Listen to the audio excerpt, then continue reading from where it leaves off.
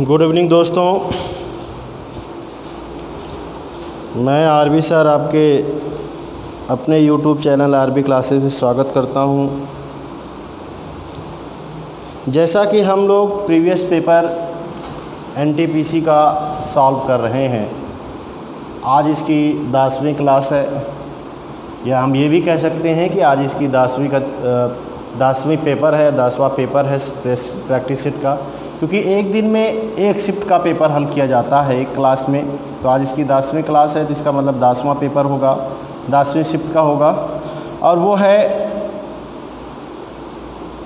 31 मार्च 2016 shift second का paper है RRB NTPC जो पूछा गया था स्टेज 1 का। आज हम लोग क्वेश्चन नंबर 248 से स्टार्ट करेंगे, क्वेश्चन 274 के अप्रॉक्सली। क्वेश्चन आज के डाटा में कम है, मान के चलिए कि 28 सवाल के आसपास है, लेकिन इंटरेस्टिंग बात यह है कि आज कुछ सवाल आपको डाटा कैलकुलेटिव मिलेगा, कुछ नया डाटा आएगा, इसमें कुछ चीज़ें नई होंगी। बाकी तो वही है पूरा मैथ, जो इसका रिवीजन आप कर रहे हैं, देख ही रहे होंगे कि मैथ का पूरा सेक्शन इसमें लगभग अप्रॉक्सिमेटली आ रहा है, चाहे वो अर्थमेटिक का हो, चाहे वो एडवांस मैथ रहा हो, ठीक है। दोनों चैप्टरों से वो सवाल बना रहा है, इसलिए हम लोग जो है वो पूरा जान लीजिएगा, पूरे मैथ को कवर कर रहे हैं, पूरा मैथ हमारा एक्सरसाइज एक तरह से हो रहा है। जो लोग अभी पूरी क्लास मैथ नहीं पढ़े हैं, बहुत से बच्चे ऐसे होंगे जो मैथ को एक बार पूरा एडवांस मैथ और अर्थमेटिक मैथ नहीं कंप्लीट कर पाए हैं, उनके लिए कुछ चैप्टरों में प्रॉब्लम हो सकती है, क्योंकि वो उन्होंने पढ़ा ही नहीं, तो जाहिर सी बात है। लेकिन बहुत से बच्चे ऐसे होंगे जो हर चैप्टर को कई बार पढ़ चुके हैं, या एक टाइम 2 पॉइंट सारे चैप्टर को कवर कर चुके हैं, सब पढ़ चुके हैं, पूरी मैथ को कंप्लीट किए हैं, तो वो अब एक तरह से अभ्यास कर रहे हैं। उनके लिए बहुत ही बेनिफिटली है, ये बेनिफिट करेगा वो बहुत ही, क्योंकि ये आप तरह से समझ लीजिएगा कि हम लोग किसी पार्टिकुलर एक चैप्टर से तो एक्सरसाइज कर नहीं रहे हैं, पूरा चैप्टर इंक्लूड है मैथ का, चाहे जो एडवांस मैथ हो, चाहे वो अर्थमेटिक मैथ हो। तो ये चीज़ें, ये बातें हम लोग को समझना है, और इस विकट परिस्थिति में, इस लॉकडाउन की जो परिस्थिति है इस समय, उसमें हम लोग अपने आप को बेहतर करें, और बेहतर करने की आवश्यकता भी है।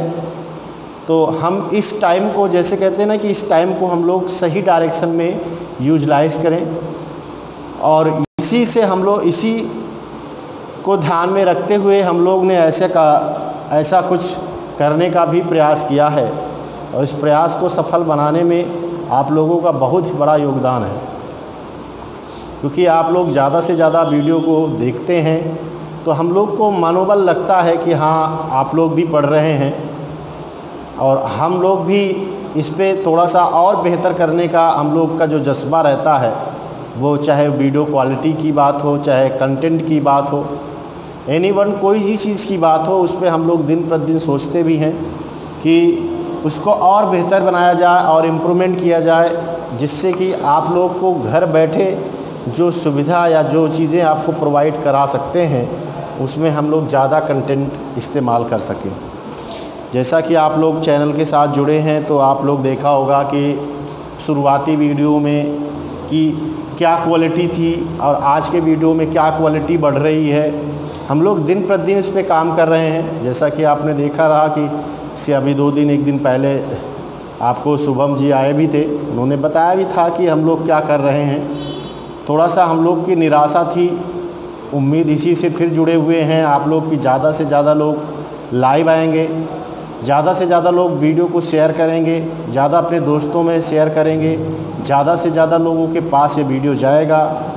तो यही उम्मीद के साथ हम लोग पुनः आपके साथ जुड़ रहे हैं, और वही कंटेंट, जबकि हम लोग की जो सोच थी उसमें हम लोग ने इम्प्रूवमेंट भी किया है, और हम लोग कंटेंट और अपने जो प्रयास हैं उसको भी इम्प्रूवमेंट किया है। और उम्मीद यही करता हूँ कि आप लोग इस बात को समझकर अपने आप को और अपने जो कॉम्पिटिटर हैं उनको, दोनों को आप बेहतर गाइडलाइन या बेहतर जिसे कहते हैं ना, एक बेहतर जो है मंजिल की तरफ ले जाएंगे। यही सब हम लोगों में प्रयास है। जो बच्चे आज वीडियो के साथ नए जुड़े हैं, जिनका आज पहली क्लास है, वो चैनल को सब्सक्राइब कर लें, बेल आइकन दबा लें ताकि सारे नोटिफिकेशन उनको टाइमली टाइम मिलता रहे।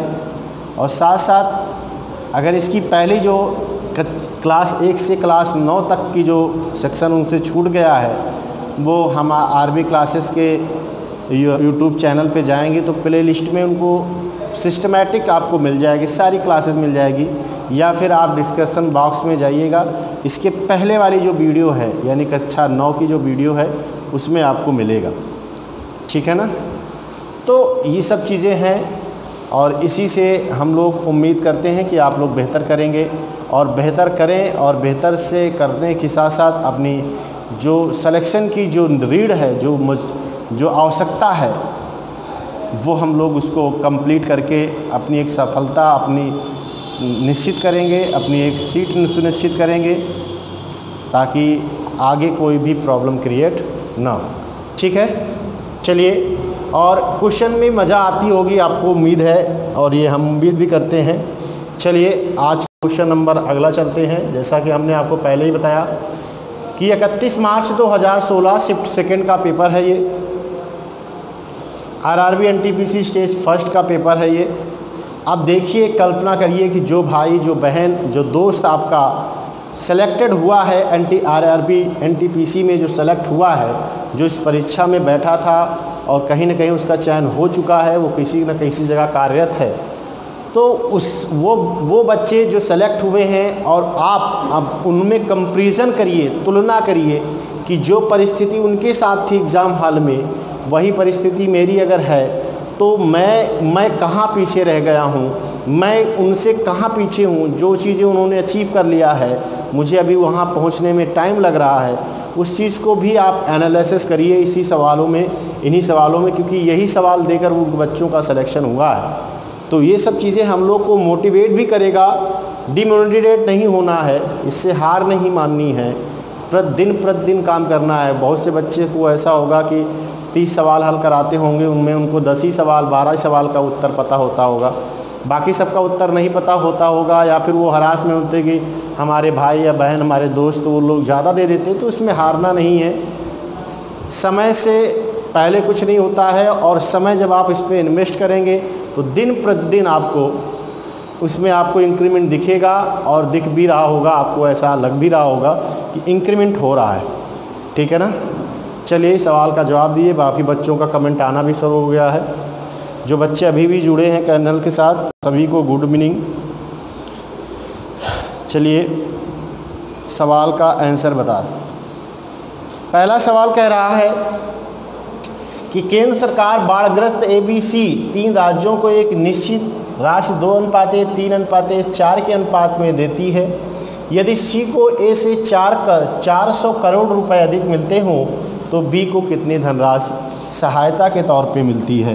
तो यहाँ पे कुछ करना नहीं है, आपको बात को एक चीज़ में माइंड में रखना है, समझना है कि रेशियो जो दिया गया है यहाँ पे वो 2:3:4 का दिया गया है, और जबकि आपको ये पता है कि वहाँ पे दोनों के बीच का जो डिफरेंस है, A और C के बीच का जो डिफरेंस है वो कितना दिया गया है, 400 करोड़। तो यहाँ पे देखिए A का रेशियो में 2 वैल्यू है और C का रेशियो में 4 वैल्यू है। हम ये कह सकते हैं कि इसका रेशियो में कितना ज़्यादा है, तो 4 रेशियो ज़्यादा है कि नहीं 4 रेशियो। इसका मतलब ये है कि C जो है वो A से कै रेशियो ज़्यादा है, तो ये 4 है, ये 2 है, तो 2 रेशियो ज़्यादा है। रेशियो में 2 और पैसे में 400 करोड़ है, एक रेशियो की वैल्यू 200 करोड़। अब आपको बताना किसका है, B रेशियो की वैल्यू, तो B की 3 रेशियो है, 3 × 200 = 600। बहुत से बच्चों का सही जवाब आया है। ठीक है ना। ये अब धीरे धीरे ये मेच्योरिटी आप में दिख रही है कि इसका ऑप्शन C सही है।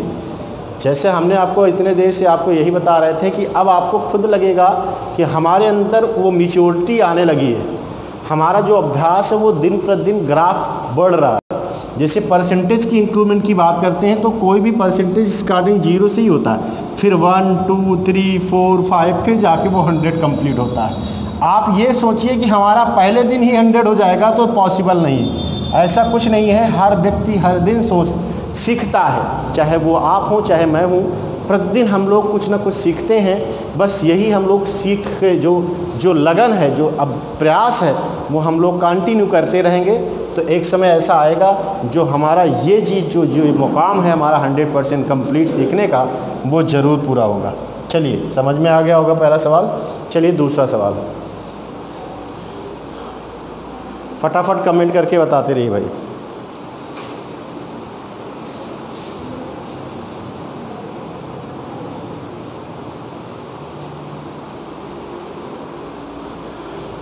$249 क्वेश्चन नंबर है। कह रहा है 13,500 रुपये को 2 वर्षों के लिए साधारण ब्याज की 12.5% दर से जमा किया जाता है तो परिपक्वता मूल्य कितना होगा। परिपक्वता मतलब वही होता है जो मिश्रधन होता है, हम लोग कह सकते हैं, मिश्रधन भी कह सकते हैं इसको। तो कितना पैसा कुल मिला के हमें वापस मिलेगा, वही कहना ये चाह रहा है। तो कुल मिला के कितना है, तो ब्याज उसको 13,500 रुपये तो उसने लगाया ही लगाया है, प्लस उसको ब्याज मिलेगा। तो 2 साल के लिए उसने पैसा लगाया है और ब्याज की दर कितनी है, 12.5%। तो इसका मतलब ये कितना है कि 2 साल में उसे कितना मिल जाएगा, 25%। अब उसका मिश्रधन है तो मूलधन तो 100% होता है, 100 के में 25% उसका ब्याज जुड़ जाएगा, तो 125 डायरेक्ट निकाल सकते हैं हम लोग। 125%, 125 को बटे 100 कर देंगे तो यहाँ पे कितना हो जाएगा, 5 और यहाँ 4 हो जाएगा। 5/4 से गुणा करा देंगे इसको, 5 0 0 4 से तो कटेगा, नहीं काट देंगे तो कट तो जाएगा, लेकिन टाइम लगेगा, फिर मल्टीपल कराना ही पड़ेगा। तो 50 25 13 5 65, 13 5 65 और 2 67 को 4 से डिवाइड कर देंगे तो 4 1 9 4, 2 कैरी हुआ, 27 हुआ, 4 6 24, 3 बचा, 35 हुआ, 4 8 32, 3 बचा, 4 7 28,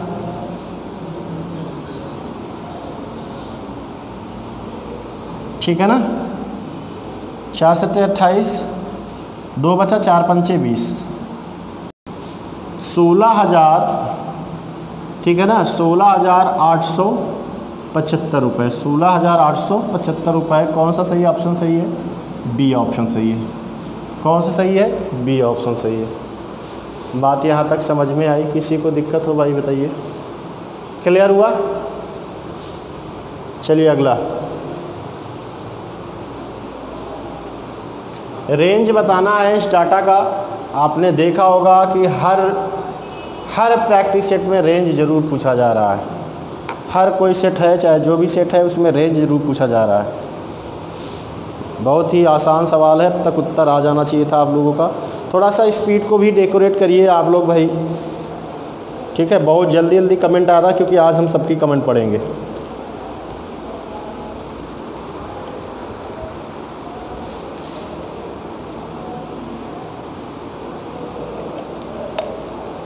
ऑप्शन आ गया होगा। रेंज का मतलब होता है सबसे बड़ा डाटा और सबसे छोटा डाटा। सबसे बड़ा नंबर कौन सा है, तो सबसे बड़ी संख्या 7 है और सबसे छोटी संख्या 1 है, यही तो है। 7 है सबसे बड़ी संख्या और सबसे छोटी 1 है। 1 और 7 में डिफरेंस कितने का है, 6 का, यानी इसका रेंज क्या हो जाएगा, 6 हो जाएगा। ऑप्शन नंबर कौन सा सही है, डी सही है। बात ख़त्म। काफ़ी बच्चों का करेक्ट उत्तर आया है, बिल्कुल सही जवाब आया है। थोड़ा सा स्पीड को आप डेकोरेट कर सकते हैं, अच्छी और बना सकते हैं। हम लोग यही सब कुछ सीखते हैं। एग्ज़ाम हाल में कुछ सीखने को नहीं मिलता है, बल्कि सीखा हुआ भूल जाते हैं। लेकिन हम लोग यही सब कुछ सीखेंगे, यही चीज़ आपको ध्यान में यहाँ रखना है। एग्ज़ाम हाल में हम लोग सब नहीं, जो सीखे रहते हैं वो भूल जाते हैं। यहाँ पे हम लोग सब कुछ सीख के जाना है। चालाकी, स्पीड, सवाल को लगाना, सब कुछ सीख के जाना है। चलिए, एक वृत्त का क्षेत्रफल दिया गया है, उसका व्यास पूछ रहा है। आपको पता होगा कि वृत्त का क्षेत्रफल जो होता है वो पाई आर स्क्वायर होता है और इसी की वैल्यू वो 616 रुपये दिया है कि नहीं दिया है।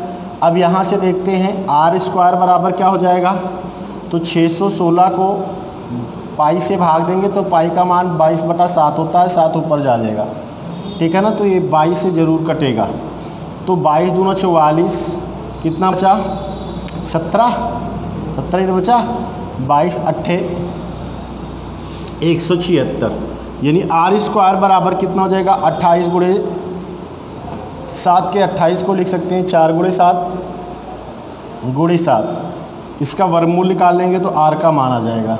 तो 4 का वर्गमूल 2 होगा, 7 पेयर में है तो 7 हो जाएगा। आर का मान कितना आ गया, 7 दूनी 14 आ गया, 14 मीटर। आर कितना है 14 मीटर, तो व्यास कितना हो जाएगा 2r। व्यास क्या होता है 2r मतलब 14 दूना 28, ठीक है ना। यानी उसका व्यास कितना होगा 28 सेंटीमीटर, कितना हो जाएगा 28 सॉरी मीटर होगा, सेंटीमीटर नहीं होगा। तो ऑप्शन नंबर कौन सा सही है, बी ऑप्शन सही है। कौन सा सही है, बी ऑप्शन सही है। बात समझ में आई? किसी को कोई दिक्कत हो कमेंट करके बता दीजिए। फार्मूला आपको पता है तो कोई दिक्कत नहीं है, कुछ चीज़ें हैं जिसमें आपको थ्योरम आपको फार्मूला उसकी पता होना चाहिए। इसका HCF बताना है, बहुत सवाल HCF का आप लगाए हैं, इसका हमने आपको पढ़ाया भी है इस चैप्टर प्रॉपरली, और आपको हमने आपकी HCF एक नए तरीके से निकालना भी बताया है। बहुत ही इम्पॉर्टेंट है और वो बहुत ही सरल है, ठीक है ना। वो विभाजिता का नियम में यहाँ को ऐसा कुछ करना नहीं पड़ता है, ठीक है ना। गर्मी बहुत है,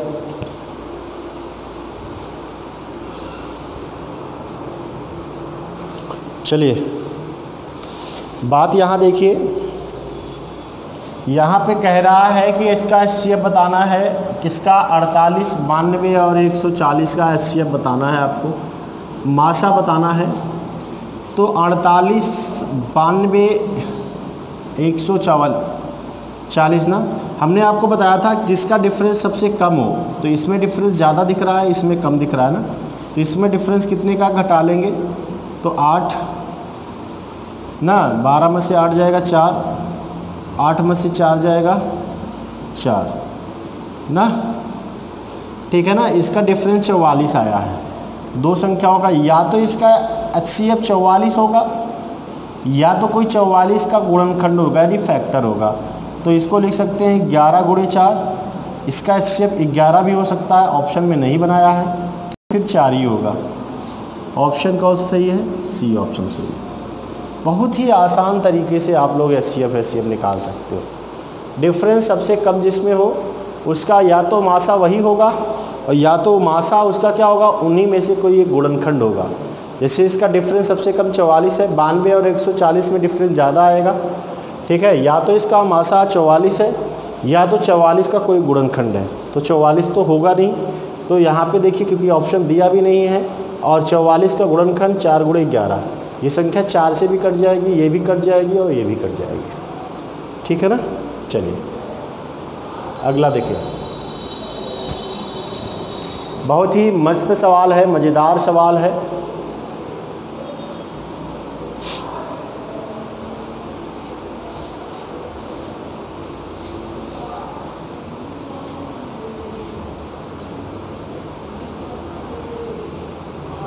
सवाल को रीड करिए, देखिए बहुत ही मस्त सवाल है, जिसे कहते हैं ना बहुत ही, और उतना ही इजी सवाल है। दोनों बात है, लैंग्वेज से अपने सवाल को खूब घुमाया है और हम लोग यहाँ पे जब इसकी सीरीज़ को कंप्लीट करेंगे तो आपको ये एक आइडिया ज़रूर लग जाएगा कि एक ही सवाल को कितनी लैंग्वेज में बनाया जा सकता है, या कोई सवाल ऐसा हो कितनी लैंग्वेज में किस तरह से घुमा सकता है, एग्जामिनर कहाँ तक सोच सकता है। ये सब चीज़ें हम लोग यहाँ सीखने मिलेंगे। यहाँ से देखिए पहले कह रहा है यक्ष एक काम का 25% एक दिन में समाप्त करता है, यानी 25% एक दिन में काम करता है। किसी कोई काम है जिसका 25% वो एक दिन में करता है, वाई उसी काम का 12.5% एक दिन में करता है। यदि वे दोनों एक साथ मिलकर काम करें तो काम कितने दिनों में समाप्त हो जाएगा।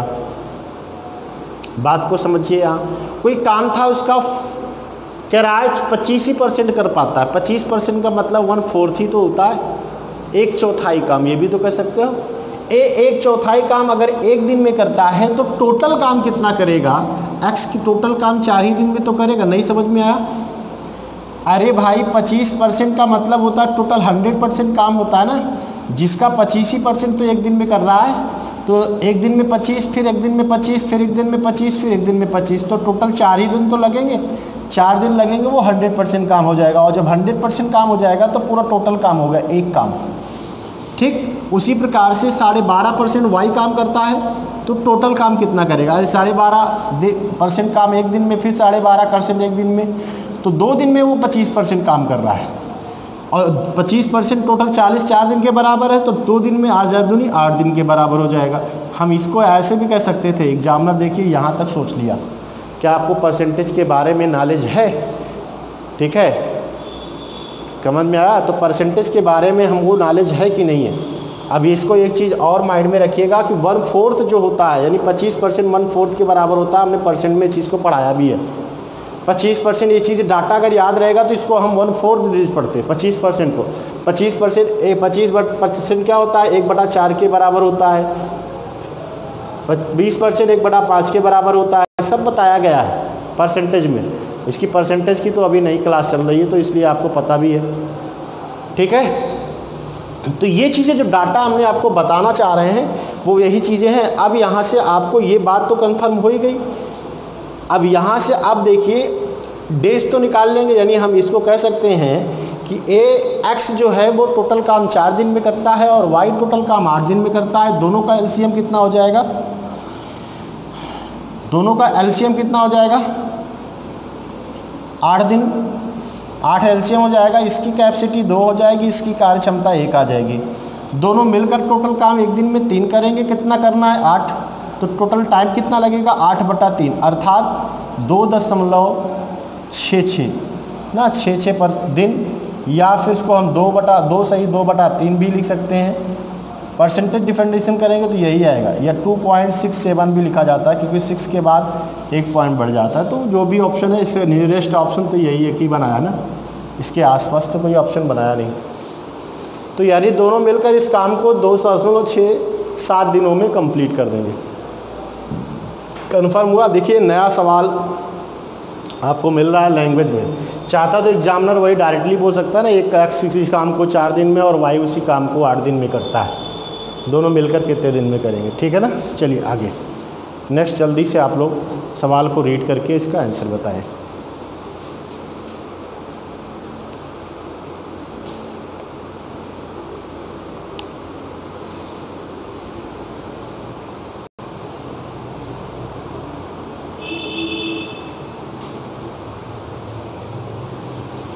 बहुत ही आसान सवाल है। एक कह रहा है एक वस्तु 20% की छूट पर 2400 रुपये में बेची जाती है। यदि उसकी छूट 25% कर दी जाए तो उसका विक्रय मूल्य क्या हो जाएगा? तो कुछ करना नहीं, पहले 20% डिस्काउंट दिया जाता था, अब 25% दिया जाता है। इसका मतलब यहाँ पे देखिए, अगर आप डायरेक्टली लगाना चाहें तो डायरेक्टली भी लगा सकते हैं, एमआरपी निकाल कर निकालना चाहें तो एमआरपी निकाल सकते हैं। जब 20% डिस्काउंट दिया तो उसे कितने रुपए की मिली छूट? 2400 में सेल हो गया। और जब 25% की डिस्काउंट हुआ तो कह रहा है कितने में सेल होगा? तो इसका मतलब ये 80% की तो वैल्यू है भाई। 20% डिस्काउंट दिया तो 80% की वैल्यू है, और 80 बराबर कितना है? 2400 रुपये, यही तो है। जबकि वो 25% डिस्काउंट देना चाहता है, तब उसकी सेलिंग प्राइस कितनी बनेगी? 75% तो बनेगी भाई। अरे भाई 100% एमआरपी होती तो 20 डिस्काउंट दिया तो उसकी सेलिंग प्राइस 80 बनी, और जब उसको 25% डिस्काउंट देगा तो उसकी सेलिंग प्राइस कितनी बन जाएगी?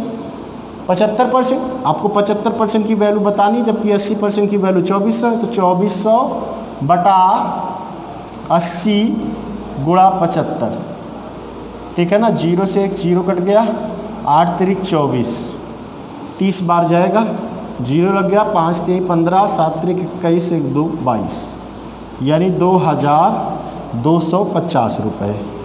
2250 रुपये, यही इसका ऑप्शन है। ऑप्शन नंबर कौन सा सही है? पहला। कौन सा सही है? पहला ऑप्शन सही है। डायरेक्टली यहाँ से आपको उसकी एमआरपी निकालने की कोई आवश्यकता नहीं। परसेंटेज पढ़ाएंगे तो सब बताएंगे आपको। बहुत मज़ा आने वाला है परसेंटेज टॉपिक पर भी, ठीक है। और परसेंटेज टॉपिक चल भी रहा है इस समय, तो मज़ा आने वाली है। पूरा परसेंटेज आप लोग पूरा देखेंगे तो।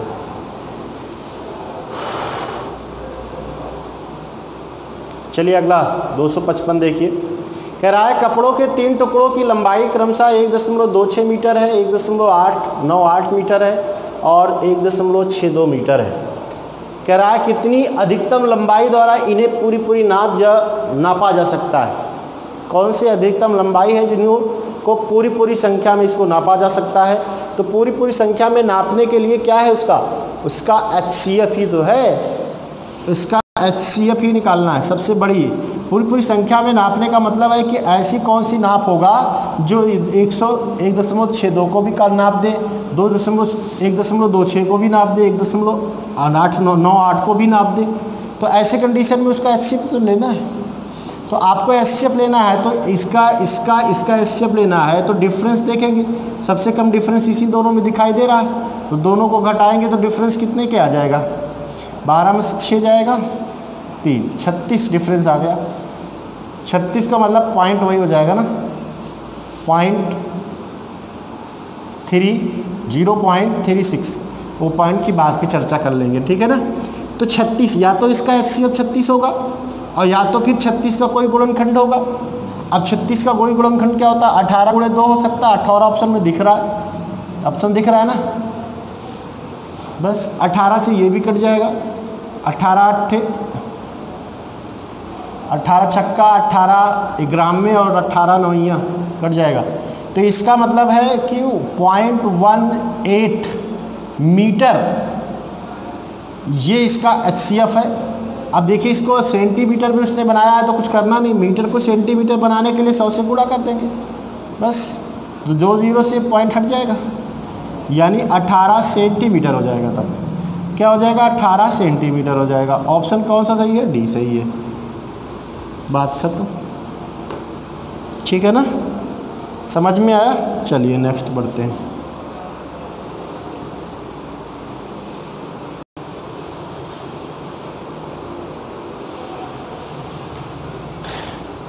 स्पीड का टाइम एंड स्पीड का सवाल है। एक आदमी 40 किलोमीटर प्रति घंटा की गति से यात्रा करता है।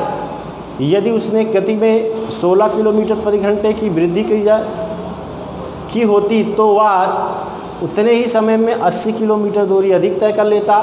तो तय की गई वास्तविक दूरी क्या थी। कुछ करना नहीं है, बहुत आसानी से लग जाएगा।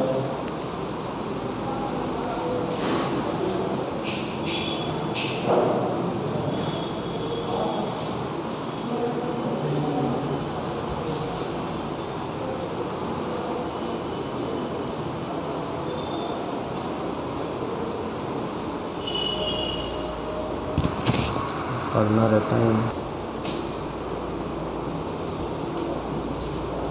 ठीक है ना, कुछ करना नहीं है। इसकी स्पीड पहले वो 40 की थी, 16 किलोमीटर प्रति घंटा अपनी स्पीड को बढ़ा लिया। तो जितना टाइम में 40 की स्पीड दूरी तय करता था, जब 16 किलोमीटर प्रति घंटा अपनी स्पीड को बढ़ाया तो वही दूरी वो 80 किलोमीटर दूरी ज़्यादा तय कर लिया, ठीक है ना। इसका कहने का लॉजिक ये है कि उसकी चाल में अगर 16 की स्पीड बढ़ी तो वो 80 किलोमीटर दूरी ज़्यादा तय कर लिया। तो इसका मतलब उसे टाइम कितना लगता था पता लग जाएगा। 80 को हम लोग 16 से डिवाइड कर देंगे, 16 पंचे 80, यानी वो दूरी 5 घंटे में कंप्लीट करता रहा होगा। 5 घंटे में दूरी को कंप्लीट कर रहा हो। कैसे पता जानते हो, क्योंकि देखिए वो हर घंटे में 16 की स्पीड हर घंटे बढ़ाएगा, तो हर घंटे में 16 किलोमीटर ज़्यादा जाएगा। तो 80 किलोमीटर दूरी तभी जा पाएगा जब वो उसको डिस्टेंस को 5 घंटे में तय करता हो। तो इसका मतलब उसके द्वारा तय की गई दूरी जो थी वो उसका समय क्या था, वो 5 घंटे था।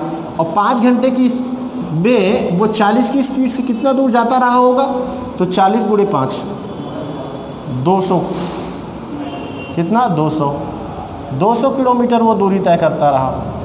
ऑप्शन कौन सा सही है, बी। ऑप्शन कौन सा सही है, बी।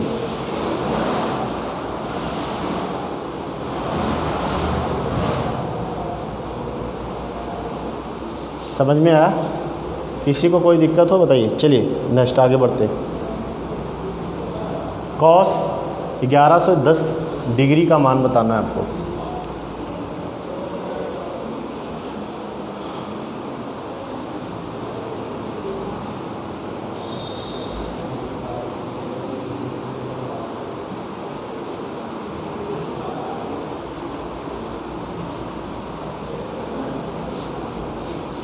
इसका सवाल हमने बार बार हर क्लास में ये सवाल आता रहा है, इस टाइप के सवाल, और इस टाइप के सवाल आपके बनने चाहिए भाई।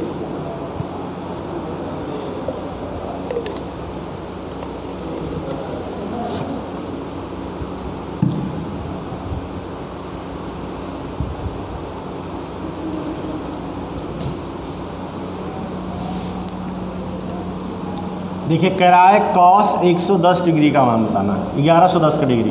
तो हम इसको लिख सकते हैं कॉस 3 गुणे 360 प्लस 30 नहीं लिख सकते हैं, लिख सकते हैं ना, लिख सकते हैं ना इतना डिग्री, ठीक है ना, लिख सकते हैं ना इसको। अब इसका मान तो 0 हो जाएगा ना, यानी हमें किसका मान बताना है, कॉस 30 डिग्री का मान बताना है। कॉस 30 का मान क्या होता है, √3/2, √3/2। ऑप्शन नंबर कौन सही है, पहला, ठीक है ना। चलिए नेक्स्ट अगला ग्राफ का सवाल आया है।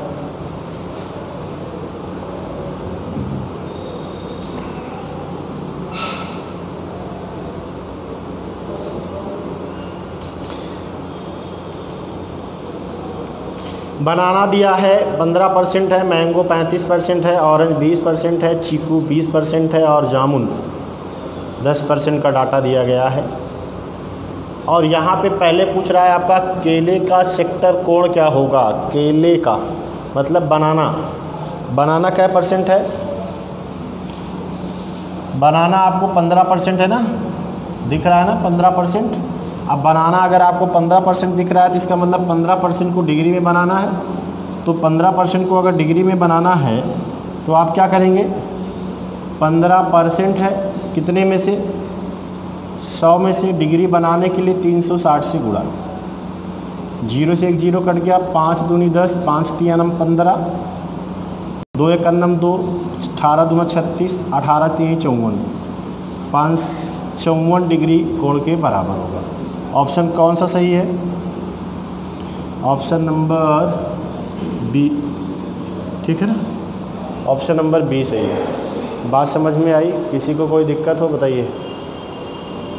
चलिए आगे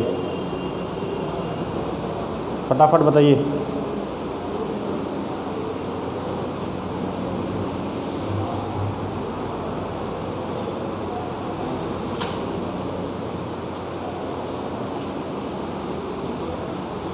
यदि कुल 960 पेड़ हैं, कह रहा है यदि कुल 960 पेड़ हैं तो उसमें से कितने आम के पेड़ होंगे।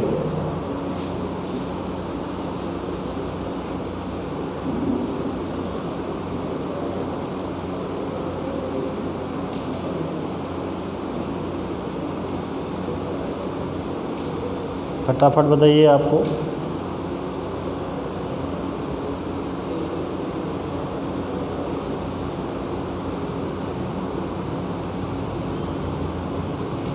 कमेंट करके आप लोग बताइए फटाफट।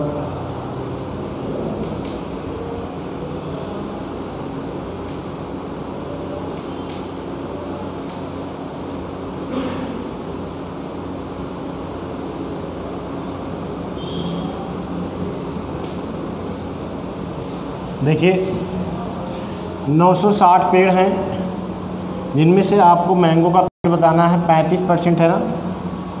तो आपको ये परसेंटेज में पढ़ाया गया है कि 35% का मतलब होता है 7/20, 7/20 ही तो होता है 35% का मतलब। 0 से 1 0 कट गया, 2 1 2, 2 चौक 8, 2 8 16, 48 गुणे 6 7, 7 8 56, इकाई का अंक 6 आएगा। एक ही ऑप्शन में बनाइए, लगाने की जरूरत नहीं, ठीक है ना। ये सब ध्यान में रखा करिए, गुणा भी करा लेंगे तब भी वही आएगा। 8 7 56 के 6, 7 चौक 28, 5 28 और 5 33 हो जाएगा। तो वही चीज़ें हैं, लेकिन ऑप्शन जब मौका दे रहा है तो फिर क्यों ना भुनाएं उसको। चलिए आगे बढ़ते हैं।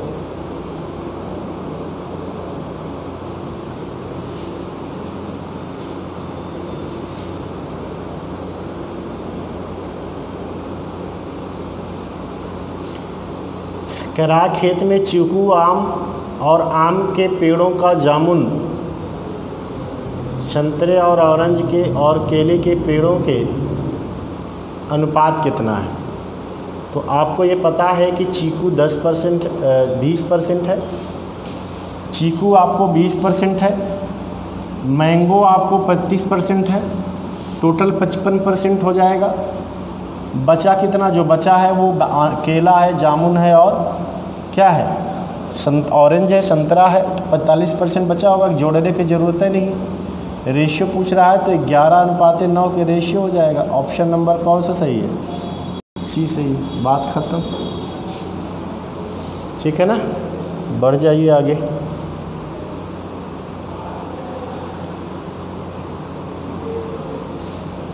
बढ़ जाइए, जल्दी से बताइए।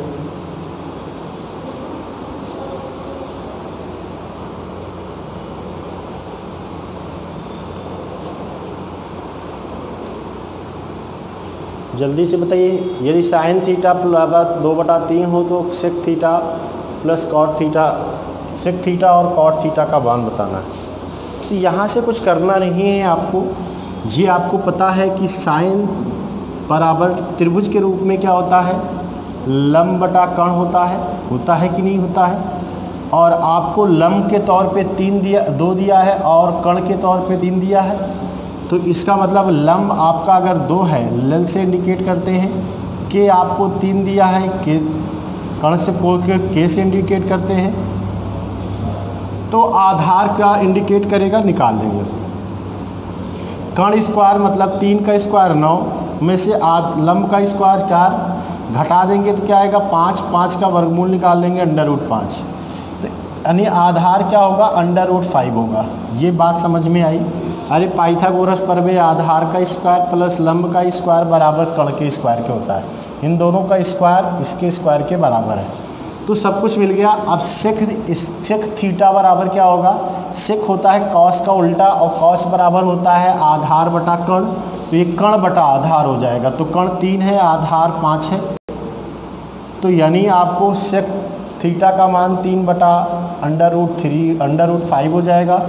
कॉट का मान मतलब होता है लंब बटा आधार tan का होता है। तो आधार बटा लंब किसका हो जाएगा, 3/2 सॉरी √5/2 सॉरी कार्ड है ना वो। आधार कितना √5 और लंब कितना है 2। यही इसका ऑप्शन सही है। यानी नहीं दिया ऑप्शन में, इसी को मोडिफाइड कर दिया। देखिए ऑप्शन यही सही है, देख रहे हैं 3/√5/, तो इसको ऊपर नीचे परमेयकरण कर लेंगे तो ये आएगा 3√5/5 और ये √5/2।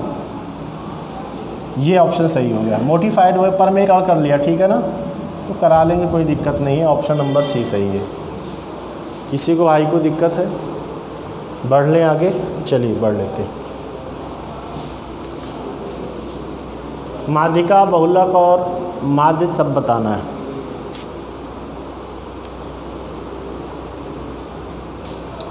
इसमें आपको तीनों बताना है। बहुत ही आसान सवाल है, जल्दी से आप लोग बताइए भाई कमेंट करके।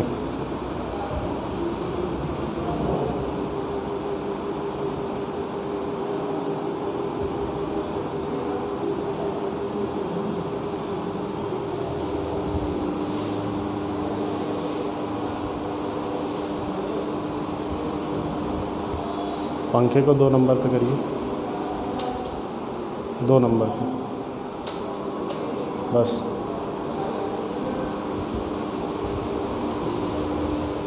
आवाज़ कर रहा है। चलिए यहाँ पे देखिए, माध्यिका निकालने के लिए पहले ऑर्डर में लिखेंगे सबको। तो 5 यहीं से देख लेते हैं, 7 8 3 टाइम्स आया है और 9 4 टाइम्स आया है। यही तो शायद हमें लगता है नंबर भी है। 2 2 4 2 6 2 8 1 9 2 2 4 2 6 2 8 1 9। ठीक, अब देखिए इसकी अगर माध्यिका निकालना है तो 9 पद है, इधर से 4 इधर से 4, माध्यिका कितना आ गई 8 आ गई। अब यहीं से देख लीजिएगा, इसका बहुलक निकालना है तो बहुलक कितना हो जाएगा 9, बहुलक कितना हो जाएगा 9, यानी 8 9 8 9 मतलब ये तो गलत, ये तो गलत, 8 9 8 9 दोनों में सही है। तो अभी तो निकालना पड़ेगा, या तो बी सी सही है या तो डी सही है। अब यहाँ से डायरेक्टली निकालना चाहे तो इनका योग 12 हो जाएगा, इसका योग 24 हो जाएगा और इसका हो जाएगा 36 36 24 60 60 12 72 को अगर 9 से डिवाइड करेंगे तो 8 आएगा। यानी इसका माध्यिका 8, बहुलक 9 और माध्य भी 8 होगा। ऑप्शन नंबर सी सही है। कौन सा सही है? सी। अरे माध्य बराबर क्या होगा भाई? माध्य होगा योग बटा पदों की संख्या। योग कितना है? 72 ना। हमने डायरेक्टली जोड़ लिया भाई, यहाँ से 4 से गुणा कर लिया, इसको 3 बार, इसको दोनों जोड़ लिया तो 72 ही तो आएगा। पद 9 है, 9 से डिवाइड कर दिया, 8 आ गया। माध्य 8 आ गया। माध्य का आपको 8 वो भी है और बहुलक इसमें 9 है। ठीक है ना? बात कंफर्म हुई? कोई दिक्कत?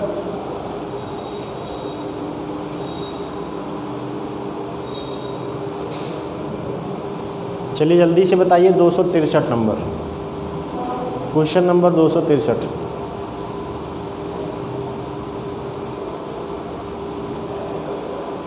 जल्दी से बताइए। कर्मचारियों की 3 श्रेणी दी गई है, उनका रेशियो दिया गया 1:2:3 है। वेतन मिलता है यदि उन्हें क्रमशः 5%, 10% और 15% की वेतन वृद्धि हो जाए तो कह रहा है उनके वेतनों का नया रेशियो क्या होगा। तो 5% अगर पहले का वेतन बढ़ गया, पहले के रेशियो वेतन दिया गया 1:2:3 दिया गया है। अगर हम पहले का 5 तो 1 × 105% हो जाएगा, पहले 100 कमाता रहा होगा। ठीक है। दूसरे का वेतन 2 × कितना हो गया 110% हो जाएगा, 10% बढ़ गया, इंक्रीमेंट लग गया। तीसरे का वेतन कितना हो जाएगा 3 रेशियो पहले पाता था, अब उसका 15% बन गया, 115% हो गया। बस अब इसको हम 5 से डिवाइड कर देंगे तो 21 बार जाएगा। ठीक है। 22 बार जाएगा, 23 बार जाएगा, गुणा करा लेंगे तो ये 69 हो जाएगा, ये 22 दूनी 44 हो जाएगा और ये 21 हो जाएगा। 21:44:69। ऑप्शन को देखते रहेंगे, एक ही ऑप्शन बनाइए, option number A. First option सही है। क्या सही है? फर्स्ट ऑप्शन सही है। क्लियर हुआ? यहाँ तक इतनी बात समझ में आई? ठीक, बहुत आसानी से लगा लेंगे। चलिए आगे बढ़ लेते हैं। ये सवाल तो कई बार रट्टा मार के आ चुका है, लगभग हर प्रैक्टिस सेटों में सवाल, ये सेम सवाल डाटा चेंज करके, कभी ए की चाल बी की दुगनी है, कभी बी की आधी है, उल्टा उल्टा डाटा लेकर बस।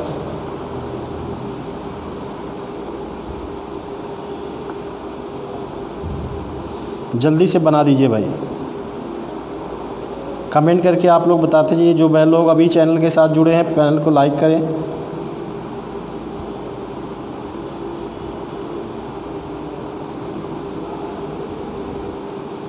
वीडियो को लाइक शेयर सब्सक्राइब जरूर करते रहिए और करवाते भी रहिए।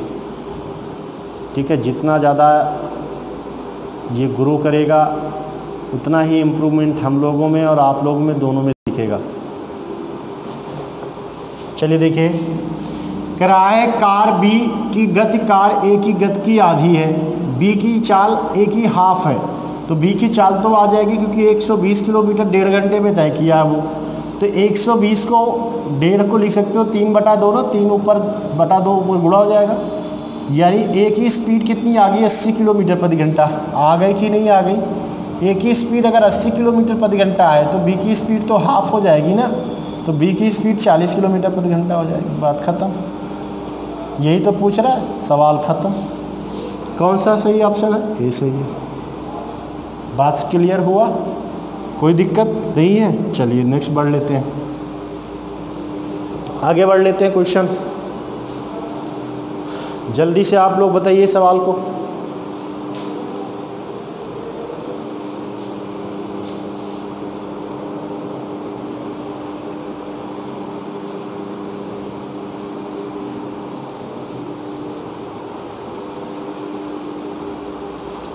शाम को 4:52 हो रहे हैं और कह रहा है घंटों और मिनट की सुइयों में, घंटे और मिनट की सुइयों में 2 कोण बनेगा और आपको वो छोटा कोण बनाना है जिसका झुकाव ज़्यादा होगा।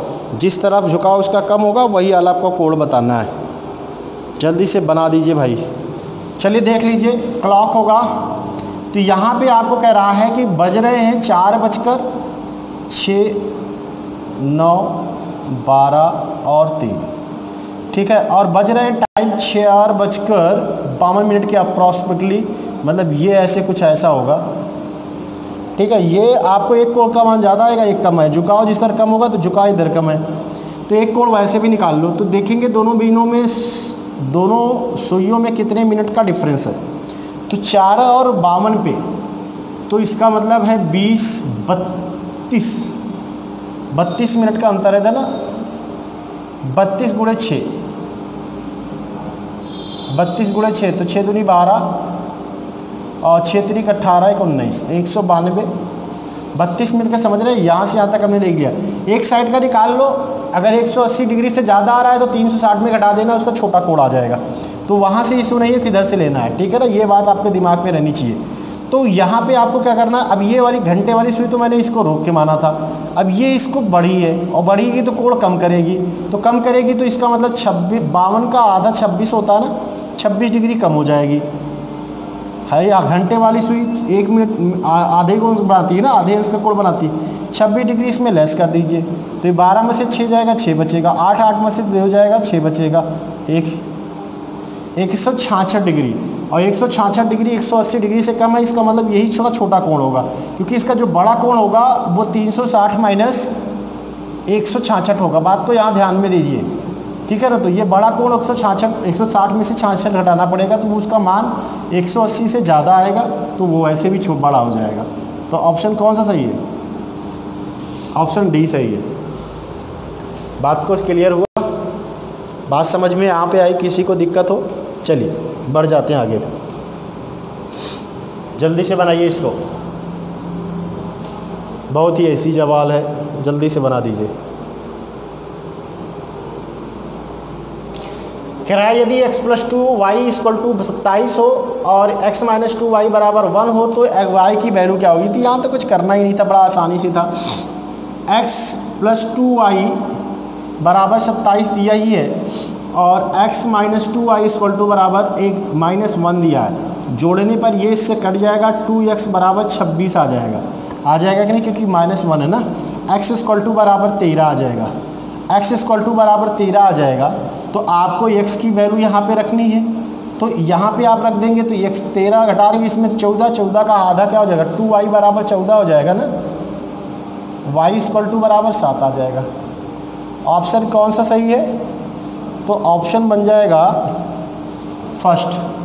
सी, ऑप्शन सी सही है, ठीक है ना। बी ए x की वैल्यू नहीं पूछी, y की पूछी है, तो 7 आएगा। बात क्लियर हुई? कोई दिक्कत? y = 7 के बढ़ लेते हैं आगे, कोई प्रॉब्लम किसी को नहीं है? जल्दी से बनाइए इसको।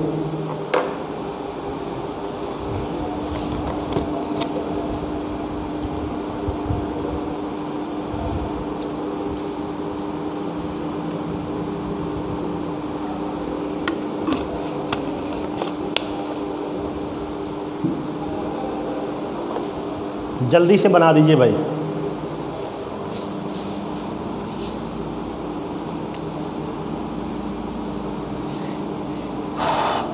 एक आयताकार मैदान है जिसकी लंबाई दिया गया है, जैसे मान लीजिए सपोज करिए आयताकार मैदान है, ठीक है, इसकी ये लेंथ दिया गया है, ये इसकी 125 मीटर है, इसकी चौड़ाई भी दिया गया है 75 मीटर है। कह रहा है तथा मैदान के बीच में लंबाई के समांतर 2 मीटर है, इसी बीच में ऐसे बीच में 3 मीटर चौड़ा रास्ता बनाया उसने। और कह रहा है बाकी का जो बचा हुआ एरिया, यही तो बचा होगा, इसी एरिया का आपको बताना है, एरिया क्षेत्रफल बताना, ये भाग बच गया आपका। तो इसमें करना क्या है, इसकी देखिए लेंथ जो थी, चौड़ाई जो थी वो 3 मीटर कम हो जाएगी ना, तो कुछ करना थोड़ी ना, लंबाई तो 122 ही रहेगी। ये चौड़ाई देख रहे हो, चाहे आप यहाँ रास्ता बना लो, देखो यहाँ बना लो तो यही उठा के यहाँ भी तो जितना क्षेत्रफल किनारे लेगा उतना ही बीच में भी तो लेगा, दोनों को तो मतलब है नहीं। तो यहाँ पे इसका ये वाला क्षेत्रफल जो होगा वो इसकी चौड़ाई को 3 मीटर कम कर देगा, तो चौड़ाई इसकी 72 हो जाएगी कि नहीं हो जाएगी? बस काट दो, गुणा करा दो, 225 दूना 50, 250 हो जाएगा, 25 कैरी हो गया, इसको गुणा कराएंगे तो कितनी बार आ जाएगा, 875 हो जाएगा ना, 7 बार 25 7 100, हाँ 875 जोड़ देंगे 900, 9000 वर्ग मीटर, 9000 वर्ग मीटर, यही इसका राइट आंसर है। और ऑप्शन कौन सा सही होगा? बी ऑप्शन सही होगा। ठीक है ना, बात समझ में आई। ये चीज़ें आपको यही माइंड रखना था कि ये जो भाग ये वाला है, देख रहे हैं ये वाला जो भाग है वो इसमें इंक्लूड नहीं होगा, इसी का क्षेत्रफल आपको घटाना था, वरना पूरे का क्षेत्रफल निकाल के इस क्षेत्रफल को घटा देंगे तब भी वही बात आएगी। लेकिन क्या फ़ायदा इतना टाइम वेस्ट करने का। ठीक है ना, चालाकी ज़रूर दिखाते रहेंगे। चलिए बढ़ लीजिए आगे फटाक से।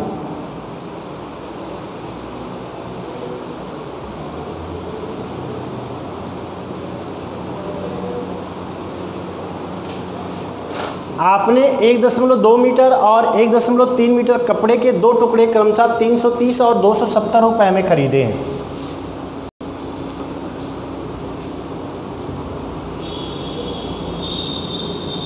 ठीक है ना, और भुगतान काउंटर पर 1000 रुपये दिए हैं, तो आपके कितने नगद रुपए वापस मिलेंगे। आपने 1.2 मीटर का एक टुकड़ा खरीदा और 1.3 मीटर का एक टुकड़ा खरीदा है। 330 रुपये का पहले का रेट मीटर के हिसाब से और 270 रुपये दूसरे का है। टोटल आपने 1000 की उसको नोट दिया, तो कह रहा है वो रिफंडर, वो दुकानदार कितना आपको रिफ़ंड करेगा, वापस करेगा।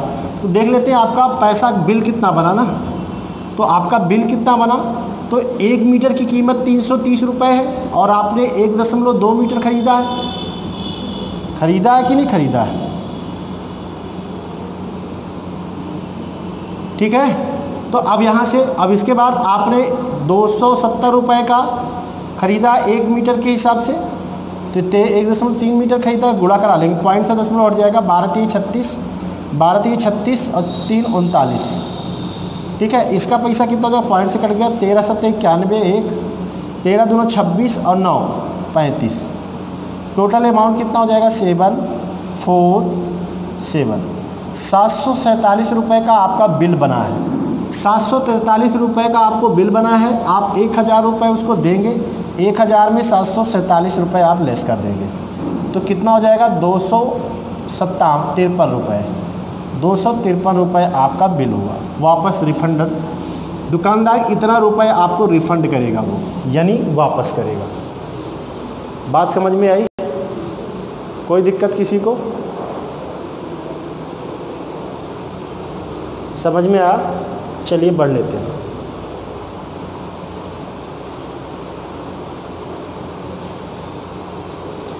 क्वेश्चन नंबर 269 बना दीजिए फट से। पढ़िए, रीड करिए, उसके बाद जवाब दीजिए। फटाक से बना दीजिए भाई।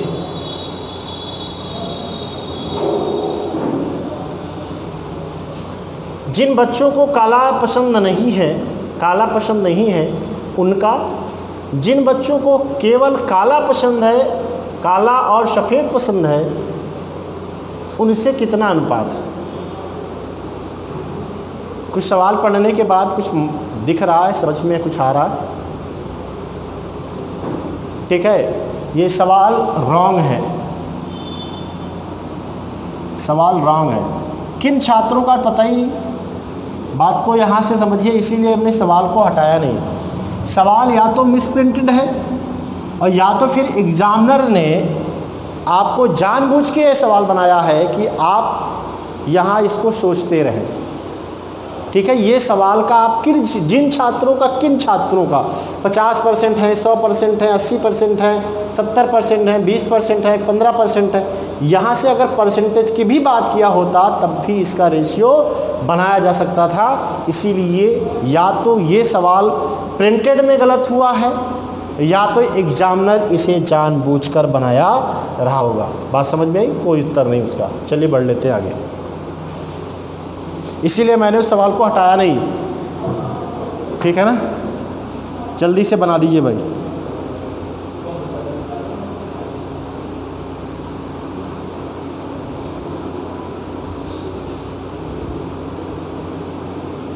कुछ नहीं करना है, आधार बराबर हो तो घातें घट जाती हैं, भाग का सिंबल है। x की घातें 5 में से x की घात 4 भाग देंगे और जो आएगा उसका क्यूब करके फिर पुनः x से भाग दे देंगे।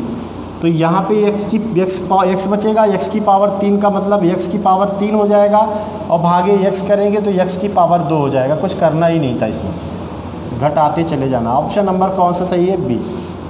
बात क्लियर हुई इतनी? आधार बराबर हो तो भाग में घातें घटती हैं और गुणा में घातें जुड़ जाती हैं, पावर उसकी जुड़ जाती है, ठीक है, या घट जाती है। चलिए बढ़ लेते हैं आगे, जल्दी से बना दीजिए सवाल को भी, बहुत ही आसान सवाल है।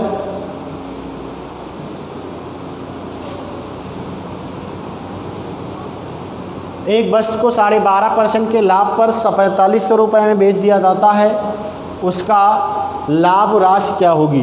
बहुत बढ़िया सवाल है और परसेंटेज में दिया है। 12.5% का मतलब देखिए यहाँ से क्या करेंगे आप, 12.5% का मतलब होता है 1/8, 1/8 यानी एक आपका 8 आपका मूलधन रहा होगा और एक आपका क्या रहा होगा, लाभ रहा होगा। तो मिश्रधन यानी विक्रय मूल्य कितना बन जाएगा, 9 रेशियो बन जाएगा। यानी अगर हम इसको रेशियो में बनाना चाहें तो देखिए हमने परसेंट पढ़ाया था, 12.5% का मतलब 1/8 होता है। तो ये इसका विक्रय मूल्य और ये इसका क्रय मूल्य है। विक्रय मूल्य क्रय मूल्य का रेशियो 9:8 हो जाएगा। 9 रेशियो की वैल्यू दिया है और इसका अगर लाभ की बात करेगा तो 1 रेशियो है ना, और 9 रेशियो की वैल्यू कितना दिया गया है, 4500, तो 1 रेशियो की वैल्यू 500। बात खत्म, सवाल कितना देर लगेगा। परसेंटेज का हमने आपको पढ़ाया था और पढ़ाया है कि परसेंटेज का बेसिक रूल क्या है, सवाल क्या है, कैसे इस चीज़ को जानते हैं, कैसे परसेंटेज का यूज़ करते हैं। पूरे अर्थमेटिक में परसेंटेज बहुत ही इम्पॉर्टेंट होता है और आता भी है। ये सब चीज़ें रखिए, वरना हम ये भी कह सकते थे कि 112.5% की वैल्यू 4300 है। थोड़ा सा मोटे अपने आप को एक्टिवेट करिए।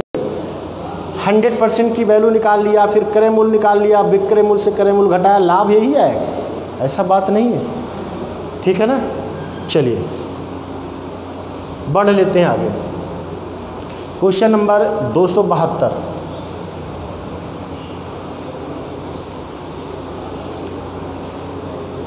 एक दुकानदार ने 15 किलो चीनी 20 रुपये और 20 किलो गेहूँ 50 रुपये और 75 रुपये प्रति किलोग्राम के भाव से खरीदा है और उसने बेचते समय चीनी पर 10% और गेहूं पर 20% का लाभ कमाया हो तो उसका कुल विक्रय मूल्य क्या होगा। अब यहाँ पे देख लेते हैं 50 के हिसाब से 15 किलो गेहूं चीनी खरीदा है तो 50 × 15 750 रुपये खरीदा है, ये इसका चीनी का मूल्य है। कुल गेहूं का निकाल लेते हैं तो 75 के हिसाब से 20 किलो खरीदा है तो 75 × 20 1500 रुपया इसमें खर्चा किया इसमें। अब इसमें इसका 10% प्रॉफिट है तो इसका 10% प्रॉफिट निकाल के जोड़ देंगे तो 825 रुपया हो जाएगा विक्रय मूल्य। भाई अरे 10% इसका कितना हो जाएगा, 1/4 10वां भाग, परसेंट का यूज करिए, 10वां भाग 75 रुपया तो होगा। 75 रुपया इसमें जोड़ दिया तो 825 रुपये विक्रय मूल्य पूछा है, लाभ तो पूछा नहीं। अब इसको 20% लाभ पर बेचा है तो 20 का 20% मतलब 5वां भाग, इसका 5वां भाग 300 लाभ में बेचेगा तो 1800 रुपये में बेचेगा। 1500 खरीदा, इसका समझ रहे हो, 20% का मतलब 5वां भाग 3 ही से तो होगा। अब दोनों का विक्रय मूल्य कितना हो जाएगा, 2625 रुपया हो जाएगा। बात खत्म। कितना समय लगा भाई, ऑप्शन नंबर बी सही है। क्लियर हुआ, बढ़ लें आगे, बढ़ लीजिए फिर। एकदम हलवा सवाल है, जल्दी से बना दो, इसमें टाइम बिल्कुल नहीं लेना है, जल्दी से कमेंट करके बता दो। एक टैंक को 30 मिनट में भरा जा सकता है। टैंक में रिसाव के कारण जो टैंक को 90 मिनट में खाली कर देता है, दोनों अंततः खोल दिए जाएं तो टैंक कितने समय में भर जाएगा। बात कुछ नहीं करना है। एक टैंक ए मान लेते हैं वो 30 मिनट में भरता था, बी टैंक था जिसे खाली करता था, माइनस करता था, वो भी 90 मिनट का समय लेता था। एलसीएम 90 हो जाएगा, इसकी कार्य क्षमता 3 आ जाएगी, इसकी 1 आ जाएगी। इसका मतलब ये 2 लीटर पानी 3 लीटर भरेगा और ये 1 लीटर खाली कर देगा। इसका मतलब टंकी में जाएगा तो 2 ही लीटर और भरना कितना है, तो 90 को आप 2 से भाग दे देंगे तो टंकी 45 मिनट में फिल हो जाएगी। हो जाएगी कि नहीं हो जाएगी। ऑप्शन कौन सा सही हो जाएगा, ऑप्शन कौन सा सही हो जाएगा, बी ऑप्शन। कौन सा सही हो जाएगा, बी ऑप्शन। ख़त्म। कितना देर लगा, बढ़ ले आगे जल्दी से। चलिए बढ़ लेते हैं। मस्त सवाल दिया गया है, कह रहा है x = बराबर 4 दिया गया है, x की पावर 3 x³ - x² - x की वैल्यू आपको फाइंड करनी है। इसकी वैल्यू फाइंड करनी है। तो देखिए x की वैल्यू तो दिया है 4, तो 4 का क्यूब 64 हो जाएगा। यहाँ भी 4 का क्यूब 64 हो जाएगा, माइनस स्क्वायर 16 हो जाएगा, -4 हो जाएगा। तो घटा लेंगे तो 64 गुणे ये 20 हो जाएगा ना, 20 में से 64 घटेगा तो 44 आएगा। 64 गुणे 44 यानी 4 चौक 16, इकाई अंक 6 आएगा। जिसका इकाई अंक 6 आएगा वही उत्तर हो जाएगा। तो 2 ऑप्शन में दिया गया है, तो दोनों में ऑप्शन दिया है, यानी पहला सही है या तो फिर तीसरा सही है। तो दोनों दिया है तो देख लेते हैं। 4 छंग 24, 25 ज़्यादा आएगा। अगर आप यही भी देखिए तो इसको आप 50 के अप्रॉक्स मान ले, 60, 60 5 30, 2800, ये तो सही नहीं है, यही सही होगा ऑप्शन। गुणा कराने की जरूरत नहीं, हमने अप्रॉक्स वैल्यू मानकर इसको कट कर लिया। बात समझ लो, हमने इसको 50 मान लिया, इसको अगर 30 मान लिया, 60 मान लिया, तो 5 छक 30, लगभग 3000 के अप्रॉक्स वैल्यू आएगी। तो ये तो बहुत दूर है, यही तो सही होगा। करके भी गुणा कर सकते हो, तो गुणा करना पड़ेगा किनारे जाके। बात वही घुमा फिरा के इस तरह के सवाल ऑप्शन में बनाते रहो भाई। पहले से ये 2 ऑप्शन कट गए थे तो ये तो ख़त्म ही था। शायद एक यूनिट नंबर अगर 6 एक ही में आया होता तो फिर ये भी चेक करने की ज़रूरत नहीं थी। बात क्लियर हुई, समझ में आया किसी को कोई दिक्कत? 274 तक ये शिफ्ट सेकंड का 31 मार्च 2016 का पेपर था। ठीक, आज यहीं तक क्लास आपकी है, क्योंकि ये शिफ्ट का पेपर समाप्त हो चुका है। नेक्स्ट जो पेपर है वो 31 मार्च थर्ड शिफ्ट का है। इसकी चर्चा हम इसके अगले वाली क्लास में करेंगे। ठीक है, उम्मीद करता हूँ कि आपको वीडियो अच्छा लगा होगा, समझ में कोई सारी बातें आई हैं जो हम बताने का प्रयास कर रहे हैं, जो आपको समझाने का, जो अभ्यास कराने का हम लोग प्रयास कर रहे हैं, उसमें आप लोग को सफलता प्राप्त हो रही है। आपको अलग अलग क्वेश्चन अलग अलग टाइप से मिल रहे हैं और उसका हम लोग कितने जल्दी समय में, कितने कॉन्सेप्ट से, कौन से कॉन्सेप्ट से हम लोग उसको टाइम में बना रहे हैं, यही सब हम लोग इसमें सीख रहे हैं। ठीक है, आप लोग को वीडियो को देखने के लिए बहुत बहुत धन्यवाद। गुड नाइट, टेक केयर, जय हिंद।